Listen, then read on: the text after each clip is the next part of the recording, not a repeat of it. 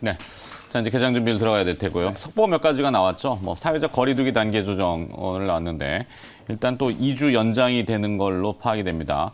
오늘 신규 확진자 수는 저희가 집산한 데이터는 대충 2,052명, 네, 2,052명 정도 오늘 예상이 되고 있고 수도권 4단계, 비수도권 3단계, 거리두기 2주 연장. 그리고 또 거리두기 4단계에서는 카페하고 식당도 포함이 된가요? 네, 카페 식당 9시. 영업 시간이 9시로 제한된다고 그러는데 그리고 또 한 가지는 접종을 마친 2차 접종자들에 대한 그 규제 완화가 좀 포함된 것 같아요. 아무래도 소상공인분들을 생각한 이 내용이라고 하는데 사실 실효성은 좀 모르겠습니다. 접종 2차까지 완료한 분들은 6시 이후에 사적 모임에서 2인 내에서 4명? 네, 까지 4명까지 가능한. 네. 아, 이 4명이 뭐 어떤 의미인지 모르겠는데 그러면 대중교통은 지하철이나 그런 버스는 얘기가 4명만 타나요? 있었죠. 예, 네, 늘 있었나요? 있었는데, 그러니까 이제 대중교통에 대한 이제 그런 얘기가 좀 있었는데, 네, 그거 뭐 그래요. 뭐 정차장한테 뭐라 그러는 건 아니에요. 자, 그리고 또 골드만삭스가 또 하나 우리 이제 시장 관련된 테이퍼링 이슈를 언급했는데 11월에 테이퍼링을 시작할 걸로 예상하고 있고 첫 번째 금리 인상은 2023년도 3분기 예상을 했습니다. 제2의 연방준비제도라고 하는 골드만삭스의 평가이기 때문에 무시하기는 좀 어려울 것 같고 참고해 보시기 바라겠습니다. 일단 저렇게 가이드라인이 명확해지면 시장 가격이 이제 반영이 적극적으로 될 거고 그게 좀 안정 찾으면은 다시 저기 될 거니까. 자, 이제 본격적으로 들어가겠습니다. 첫 번째 주제는 어떻게 됩니까? 이렇게 대비해라. 저도 11월로 좀 예상을 하는데 지금 이제 보이지 않는 이제 그런 위험, 리스크다 보니까 그게 더 좀 무서운 거죠. 우리가 뭐 공포 영화 이런 거 보도 이게 눈에 보이는 이제 물체가 있으면은 좀 공포를 덜 느끼는데 네. 약간 뭔가 나올 것 같은 그리고 불확실성. 보이지 않는 그렇죠. 그런 거에 이제 훨씬 더 공포감을 좀 느끼게 되는 이제 그런 이제 사람의 심리가 지금 이제 시장에 좀 잘 반영된 것 같아요. 일단 오늘은 저기에 그래도 하나 더 첨가하자면 이제 우리나라 금리입니다. 네. 8월 금통위가 26일 그렇죠. 날 있습니다. 있을 예정인데 지금 아침에 서베이 한 걸 쭉 봤어요. 그러니까 네. 해외 회사들한테인데 대부분 동결로 지금 예상을 많이 합니다. 근데 스탠다드 차타드만 이제 8월 금리 인상을 전망하는 것 같아요. 뭐 DBS, CA, 그다음에 알리안즈는 아니고 이제 호주 중앙은행 이런 데도 다 동결을 지금 보고 있네요. 네. 그렇게 본다면 최근에 환율이 좀 빠르게 올라갔었던 거에 대해서 어느 정도 수긍을 할 수 있는 이제 그런 좀 배경이 되지 않을까라는 생각이 드는데 이게 지금 이제 하루 일간 코로나가 2,000명대를 계속 유지되기 때문에 금리 인상을 안 할 수는 없고 한다고 해놨는데 그러면은 8월에 할 거냐, 9월에 할 거냐, 9월은 추석이 껴있고 그럼 한 번 할 거냐, 2번 할 거냐, 근데 2번 하기에는 내년 또 대선이 껴있고 복잡해요 이게. 그렇게 그래서 보면 대략 뭐 저도 여기 적어놨습니다만 테이퍼링 직전에 한 번 정도로 좀 추정이 되는 상황으로 볼 수 있겠고 최근에 이제 여러 가지 대외적인 지정학적 리스크도 있었고 이런 금리 차에 대한 불확실성에 대한 이제 이런 것들이 좀 그러니까 보이지 않는데 유일하게 지금 하나가 딱 불이 켜진 게 이제 환율이었잖아요. 네네. 지금 77원, 76원 뭐 이렇게 보는데 맹커께서는 환율 80원 넘어갈 거라고 보시나요? 일단 현재 추세라면은 한번 트라이 하겠네요. 트라이, 예. 예. 왜냐면 1,200원을 바라보고 이제 아마 움직일 수도 있겠어요. 뭐 그래서 장담은 못 하겠어요, 근데. 제가 항상 델타나 코로나 변이가 저도 모르죠. 이 친구들이랑 대화를 해본 게 아니라서. 네.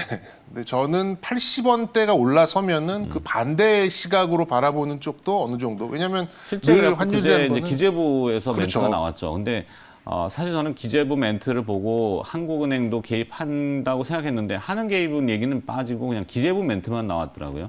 그러니까 실제 시장에서는 한국은행이 들어와서 개입을 해서 환율 상승을 좀 저지해야 된다. 왜냐하면 기재부가 움직이게 되면은 미국의 환율 보고서에 걸리기 때문에 뭐 그런 얘기들을 좀 많이 하는데 모르겠습니다. 네. 그래서 일단 시장에서는 맨날 모르겠대. 펀더멘탈을 바라보는 이제 그런 이 지지선은 이제 3,100, 뭐 3,080, 뭐 요 정도를 바라보고 있고, 그다음에 이제 환율 단 1,200원 단을 바라보는 이제 그런 좀 지지선을 바라봤을 때는 이제 뭐 3,000선 초반대, 3,020, 뭐 이 정도를 좀 이렇게 생각을 하고 있는 것 같더라고요. 그래서 지금 어쨌든 이제 뭐 환율이 유일하게 지금 현재 리스크를 파악할 수 있는 수치화된 이제 이런 쪽이다 보니까 지금은 70원대 중반 이런 수준으로 볼 수 있겠고 오늘도 지금 환율이 어제는 뭐 많이 올랐습니다만 크게 오를 가능성만 없으면 시장은 자꾸 기술적 반등을 하려는 모습을 계속해서 좀 보여주고는 있어요. 그렇게 그러다 보니까 왜냐하면 최근에 보면 매도 호가에 구멍이 나 있습니다. 그러니까 호가가 굉장히 얇아져 있는 상황에서 레버리지가 한번 속된 말로 좀 털리는 그런 상황이 오다 보니까 늘 똑같이 나오는 마찰적인 수급이 이제 끌어내리는 이제 그런 모습이 좀 나오고 반대매매? 있는데 반대매매도 있죠. 신용 반대매매, 그다음에 이제 CFD 스탑론 네 그런 것도 많고 반대매매? 예. 그러니까 안보부적으로. 지금 삼성전자가 10% 정도 빠지면 에지가난 뭐 대형주는 15% 20% 빠졌다는 얘기고 중소형주는 30% 이상 빠졌다는 얘기거든요. 그렇게 보면 버텨낼 재간은 없다고 좀 볼 수 있겠어요. 삼성전자나 SK하이닉스는 이 주식 선물 많이 하시는 분들이 있어요. 네. 근데 그 레버리지를 따져보면 2, 3%의 변동만 와도 엄청나더라고요. 네, 그렇죠. 뭐 그런 것들 생각을 해보면 어쨌든 시장은 그러니까 환율이 이렇게 올라가는 상황이라면 그냥 대놓고 그냥 프로그램 매도가 나오는 상황이다 보니까 얇아진 그런 호가창이 계속 눌리는 이제 그런 상황이 나오는데 그런 환율에 따른 프로그램 매도만 나오지 않더라도 시장은 뭐 그저께도 그랬고요. 계속해서 기술적인 반등을 보이려고 하는 그런 성향이 지금 계속해서 좀 나오고 있다 보니까 지금 오늘도 좀 기술적 반등을 좀 시도하는 어제도 시초가는 나쁘지 않았는데 장 중반에 이제 뭐 미사일 쏜다 뭐 이러면서 이제 후루룩 흘러 내려버렸잖아요. 그래서 그 그렇죠. 지역을 이제 통보를 한 건데 어쨌든 쉽지는 않아요. 네. 네. 돈이 그래서 들어가기 때문에. 일단 미국 장을 보니까는 이제 미국도 경기에 대해서 또 테이퍼링에 대한 이 발작에 대해서 약간의 좀 우려 섞인 얘기는 좀 나오고 있습니다만 미국은 이미 뭐 브라질이나 남미 쪽은 텐트럼이 한번 휘청했고 그렇죠. 예. 뭐 미국은 백신 접종률에 대한 자신감인가 몰라도 어제 이제 소비재 이런 쪽이 또 많이 왔어요. 그러니까 이 테이퍼링은 이제 금리 인상을 하는 게 아니잖아요. 그러니까 돈을 푸는 거에 대해서 어느 정도 좀 후퇴를 하겠다라고 하는 거고 그 돈을 풀겠다고 하는 것도 그냥 이렇게 주머니에 넣어주는 게 아니라 이제 채권을 사주는 건데 아마도 그 채권 발행도 좀 줄어들 가능성이 있다 보니까 생각보다는 거칠지 않을 테이퍼링이 될 가능성이 높고 그리고 그 반대급부로 이제 이런 시장 리스크를 줄여주기 위해서 해야 되는 거는 인프라 투자 그리고 이제 소비에 대한 드라이브 요게 좀 나올 가능성이 있어요. 그래서 근데 그게 이제 그 아프간 이슈 때문에 지지도가 떨어지니까 강하게 밀어붙이는데 걸림돌이 툭 걸려가지고 그 테이퍼링 이슈만 있으면은 저도 정리가 네. 명확할 것 같은데 그 아프간 이슈 그래서 보이지 않는 이제 그런 위험이 델타 좀, 변이 이슈? 커졌다라고 좀 볼 수가 있는 부분이죠. 그래서 진짜 이러다 또 외계인 또 등장하는 거 아니에요? 그래서 이제 미국은 어제 어쨌든 이제 소비재 위주로 좀 반등을 좀 해준 부분이 좀 있어서 메이시스. 네.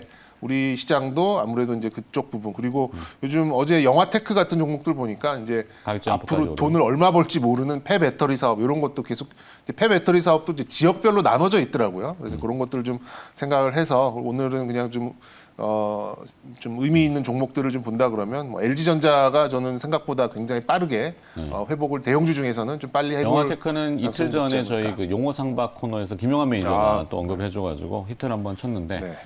간혹 그렇게 참 얻어 걸리는 것도 있죠. 영화테크는 이제 충청도 홍성 쪽에, 그러니까 충청도 쪽에 이제 폐배터리 사업을 할 가능성이 좀 높은 이제 이런 사업체로 볼 수 있고, 이제 경기도 시흥 쪽에는 제가 볼 때는 글로비스의 가능성이 높습니다. 폐배터리. 자 그러면 선택.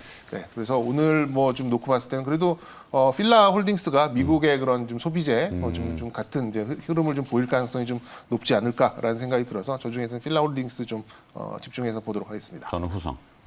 구성도 좋죠. 좋죠. 자 그리고 게임주 얘기를 바로 넘어갈까요? 시간이 좀 시간이 촉박한데. 없는데 네. 게임주는 다 이유가 있어서 좀 오릅니다. 여러 가지 좀 이유가 있어서 좀 NC소프트 얘기해줬잖아요. 네, 오늘 말씀을 드렸는데 NC소프트와 카카오 게임즈의 말씀은 뭐 조금 오늘 시간이 없어서 말씀 못 드리겠고 네. 좀 다음에 말씀드리도록 월요일 날 하겠고. 나오시잖아요. 네. 그리고 이제 펄어비스도 이제 다음 주에 그 판호 받았던 거에 대해서 이제 사전 예약이 진행될 것이다라는 좀 얘기가 있어요. 그래서 좀 올라간 부분도 있고 뭐 넷게임즈, 썸에이지 뭐 이렇게 좀 중소형 게임사들도 각각의 그런 좀 이슈를 가지고 좀 상승을 좀 해주는 부분이니까 역시 제가 요즘 계속 말씀드리는 게 이제 틈새라는 시장이잖아요. 의료기기, 뭐 게임, 엔터, 컨텐츠 뭐 이렇게 좀 말씀을 드리는데 게임이 좀 뭐 최근에 좀 이 시장의 어떤 관심과 수급을 좀 모아가는 이제 그런 모습이 좀 있다 보니까 게임주들 좀 뭐 지속적으로 좀 관심 가졌으면 좋겠다. 역시 대표는 NC다 이렇게 좀 결론 드리도록 하겠습니다. 좋습니다. 자, 게임즈까지 이렇게 데뷔하라 준비해 주셨고요. 자, 정경민 차장은 오늘 여기서 또 보내드리고 월요일 날 나오시죠? 네. 네, 월요일 날 다시 뵙도록 하겠습니다. 고맙습니다. 네, 감사합니다.